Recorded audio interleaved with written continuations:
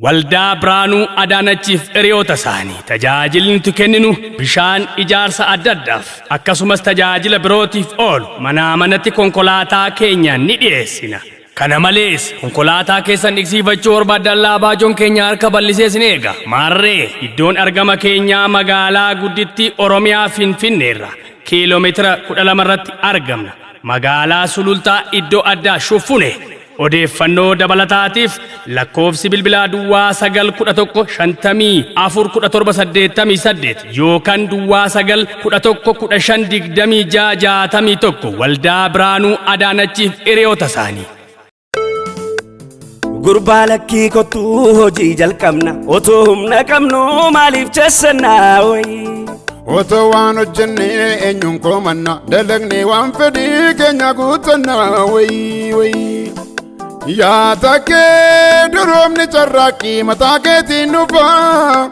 Yaa takkee namni hojii tuffatu daandii irratti gufaa. Yaa buzee samiirraa doolarii gasiif roobuun jiru. Yaa buzee harka namaan eegin carraaqqii yaa tiru. Yaa takkee qabaachuudhaaf billaa konkolaataa foogii. Yaa takkee hojii booddee wayyaa Facebookiif TikTokiin. Amma kaachuu wayyaa lakkii dargaggoo. Amma xaaruu wayyaa lakkii dargaggoo. Amma kaachuu wayyaa lakkii dargaggoo. Tattaafachuu wayyaa lakkii sitti liqoodakoo. Brother, my sister, gammadu forever. Imsoji, Risimo, Tiktoki, Messenger. Kan halkan raffisu, kan qalbii gabbisu, kan barii raffisu, kan badii farrisu, kan guyyaa raffisu, kan qullaa tambisu.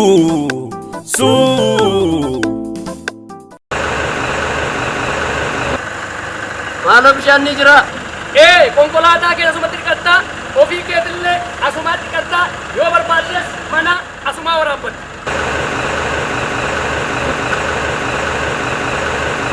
Kana hojii uummata fayyadu uumuun.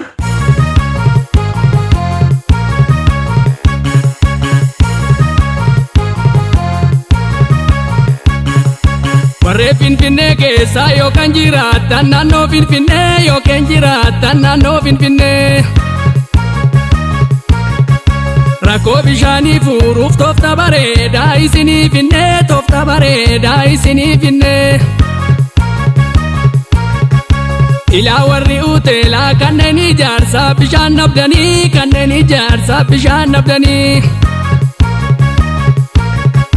Kottaa gara Sulultaa naannoo Shufunee hanga feetanii gatii salphaadhaan waraabbattanii.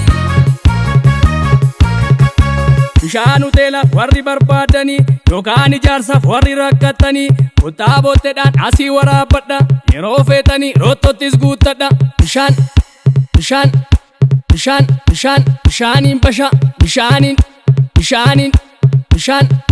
Bishaaniin basha.